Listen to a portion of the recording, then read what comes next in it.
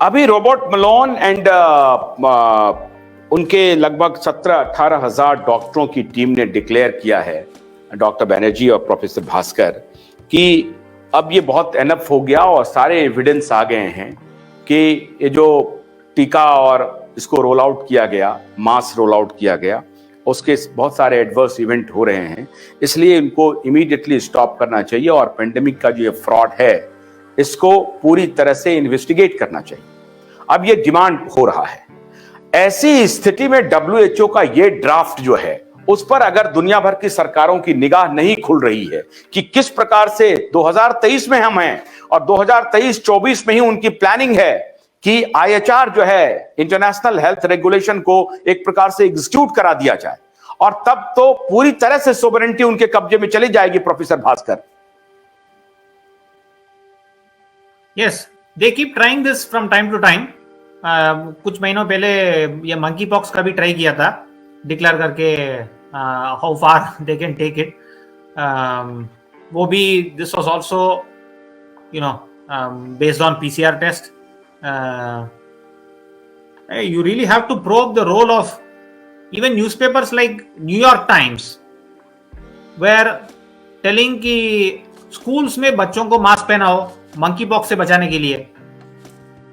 This is absolutely no scientific sense. लोगों में ये डर बढ़ाने के लिए ये सब करते हैं, and they tried it with monkeypox. They stopped it without any reason. They started, I don't know, I think they're just testing waters as to jahan tak governments, they're able to manipulate governments, they're testing, I think. नहीं तो doctor Banerjee और professor Bhaskar, एक आम जनमानस का मैं एक बहुत ही हास्यास्पद सवाल मैं आपको पूछता हूं। वो कहते हैं कि देखिए, आप अगर 2-4 लोग एक साथ बैठे हैं और बीच में किसी ने खांस दिया तो आपने बहुत तेजी से खांसा। अब उस आपकी जो खांसी है वो ड्रॉपलेट बहुत सारा इन्फेक्शन ला सकता है। तो अगर उससे बचने के लिए आपने मास्क लगा लिया है तो व्हाट इज रॉन्ग? और बहुत ही अच्छे अंदाज में बोलते हैं वो। अब इसका वैज्ञानिक साक्ष्य क्या हो सकता है डॉक्टर बनर्जी? आपसे तो हम लोगों ने कई बार बताया है, लेकिन ये लोग बोलते हैं कि शायद हम लोग ज्यादा पढ़ रहे हैं। हम लोगों को कहते हैं कि आप लोग बहुत सोच रहे हैं, हर चीज में कुछ गलतियां निकाल रहे हैं। तो डॉक्टर बनर्जी, जरा हमारे दर्शकों को बताइए कि कोई गलती नहीं निकाल रहे हैं। मास्क के बारे में जो कुछ भी ओपिनियन लाया गया था वो कितना अनसाइंटिफिक है।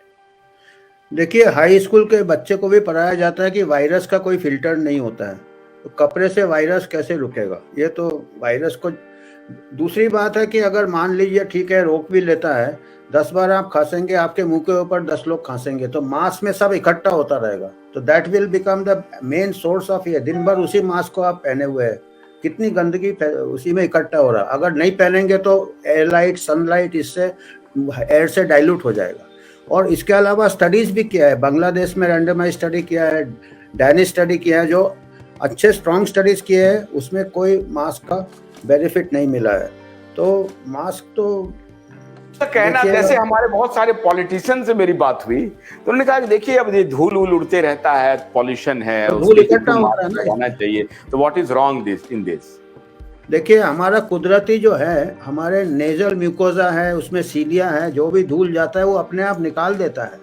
बॉडी का इम्यून सिस्टम को स्टिमुलस मिलता है। तो इतना नाजुक आदमी, अगर एवोल्यूशन हजारों साल में एवोल्यूशन होके आदमी खड़ा हुआ है अपने पैरों पे, तो इतना अगर एवोल्यूशन में होना तो कुदरती एक मास्क बना देता मुंह के सामने, आपको तो मालूम है। और ठीक है, हाँ बोलिए। तो मास्क से तो ये तो कोई, और देखिए पर्टिकुलरली बच्चों को मास्क तो बहुत ही खतरनाक है, क्योंकि बच्चे खेलते हैं और जमीन में गिराते हैं, वही गंदे मास्क को मुंह में लगाते हैं, एक दूसरे का मास्क चेंज करते हैं।